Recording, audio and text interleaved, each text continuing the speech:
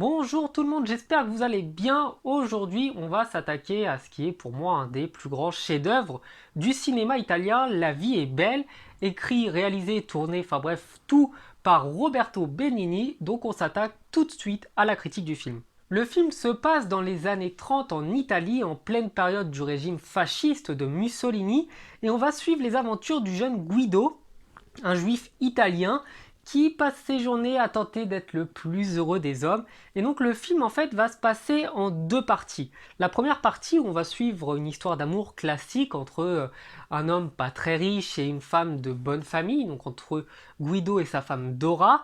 Et donc on va suivre ces aventures-là pendant lesquelles Guido va tenter de la faire tomber amoureuse de lui. Bien sûr, il va y arriver. Donc cette partie du film, la première partie est vraiment extrêmement mignonne. C'est plein d'innocence, plein de naïveté, plein de gentillesse. Il n'y a vraiment aucune méchanceté dans tout ça.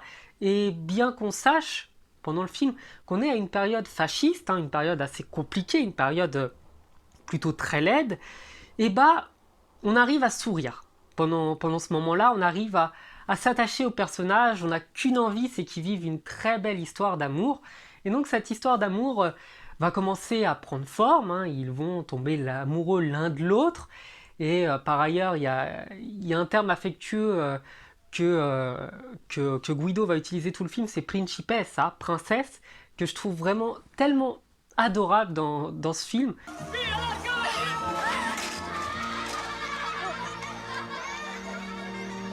Buongiorno, principessa.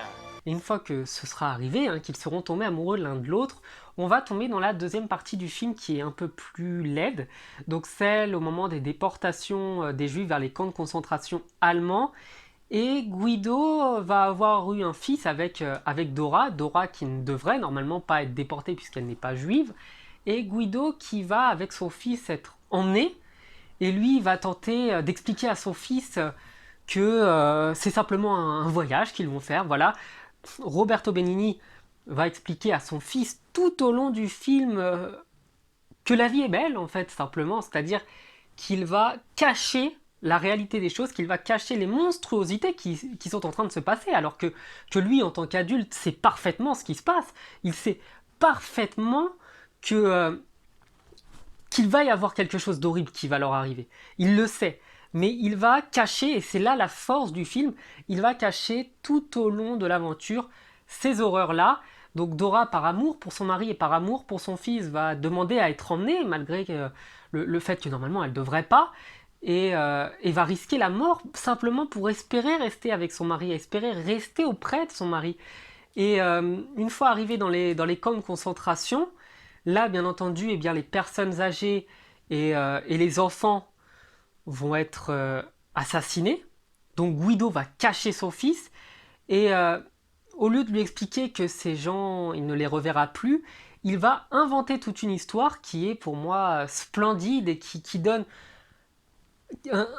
quelque chose à ce film qui est hors norme. Donc il va lui expliquer que les Allemands sont en train d'organiser un grand jeu qui permettrait aux gagnants de remporter un vrai char, un carro vero. Et donc tout au long de cette période dans le camp de concentration, Guido va cacher la réalité des choses, il va faire des blagues, il va plaisanter, il va rigoler, il va être extrêmement démonstratif, à crier, à faire des grands gestes avec les mains, à lui expliquer qu'il est en train tous les jours de gagner des points, qu'il y a des gens qui sont éliminés tous les jours. Plutôt que de dire que ce sont des gens qui décèdent, il va expliquer que c'est un grand jeu, donc les gens sont éliminés du jeu, que lui est encore en bonne position, qu'il est vraiment en train de devenir le numéro 1, qu'il va le remporter ce char. Et donc son fils doit se cacher, il dit que c'est une des conditions du jeu, c'est que les enfants doivent se cacher pour faire gagner des points, bien entendu, sinon son fils se ferait tuer dans la minute. Et donc, Guido arrive avec une bonne humeur incroyable, et il y a cette scène qui est formidable de l'arrivée dans les camps, à traduire n'importe quoi de ce que le sergent allemand est en train de raconter pour expliquer le coup du jeu, pour expliquer qu'il y a des points, qu'il y a des éliminations, qu'il y a un char à remporter, que les enfants doivent se cacher. Enfin bref, il va traduire tout un tas de choses qui font qu'on se met dans la vie et dans la peau de l'enfant qui en réalité, est en train de s'amuser. Il s'amuse dans les camps de concentration. Il est en train de profiter de ce moment, de s'éclater, de passer des super vacances, alors qu'en réalité, il est dans une des pires infamies de l'histoire de l'humanité. Et Guido, en fait, fait ça également pour ne pas perdre la face. Il sait que sa femme est peut-être là, il sait que son fils est là, et que s'il commence à désespérer, tout va s'effondrer. Donc Guido se force à être heureux. Il reste heureux pendant ce moment-là, pendant ce film. Il arrive même à un moment à détourner un des micros des Allemands pour passer un message à sa femme et passer une des musiques qu'ils écoutaient sans cesse quand ils étaient ensemble et mariés en Italie. Et au final, le film, bon, je ne vais pas trop rentrer dans tous les détails, là je vous aborde vraiment le thème principal, hein. Le film va se finir sur malheureusement eh bien, le décès de Guido, qui va se faire abattre par un soldat allemand, et même avant de mourir, comme son fils s'est caché dans une réserve ou quelque chose, enfin j'ai oublié le terme exact, et il va faire le clown, il va faire le pitre, il va faire des blagues, il va rigoler, il va simplement être le clown en fait de cette aventure. Donc son fils, alors que son père va se faire abattre, rigole encore, il s'amuse encore, il croit encore que son père, pardon, est en train de s'amuser, qu'il est en train de jouer. Et, euh, et donc le film va se conclure, désolé pour les spoilers, hein, mais vraiment allez voir ce film sur la libération des camps, la libération des camps de la mort, avec du coup les chars américains qui arrivent. Donc le fils croit qu'il a gagné le jeu, puisqu'il voit un carro vero, ha visto un carro vero, come l'aveva detto suo padre. Donc comme son père lui avait parlé de ce char, et qu'il voit le char arriver pour les libérer, il croit qu'il a gagné le jeu, et le fils est heureux, et quand il va ressortir des camps, il y aura une longue marche des juifs à la sortie des camps, il va retrouver sa mère, et c'est ça qui est pour moi tellement mignon, c'est que le fils arrive à retrouver sa maman.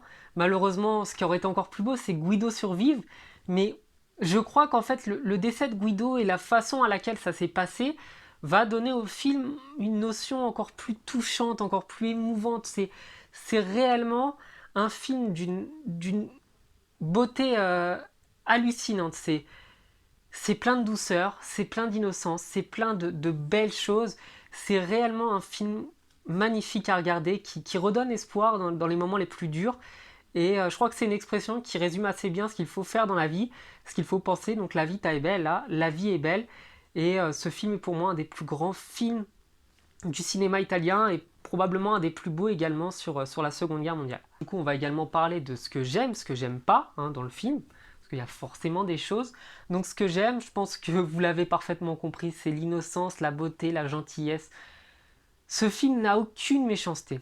Malgré le fait que les Allemands soient horribles, hein, évidemment, on sait que les nazis étaient horribles pendant la guerre, ce film reste beau, ce film reste mignon. On voit un personnage qui perd pas la face, qui donne tout pour son fils et c'est simplement splendide. C'est un film magnifique à voir, absolument.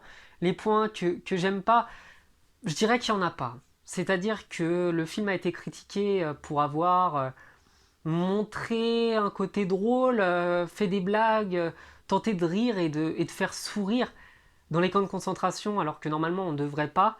Mais je pense au contraire que c'est une des forces de ce film, c'est qu'il a réussi à nous faire rire et à nous faire beaucoup pleurer aussi, en montrant les horreurs de la guerre et en montrant un homme qui tente de les cacher. Et c'est un plaisir à regarder.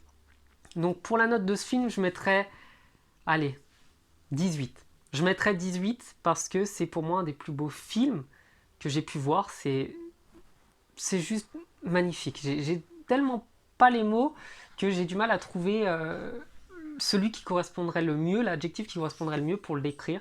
Donc un film absolument à aller voir. Voilà, je vous souhaite de passer une bonne journée. Je vous dis à la prochaine sur la chaîne et je vous dis à bientôt. Ciao.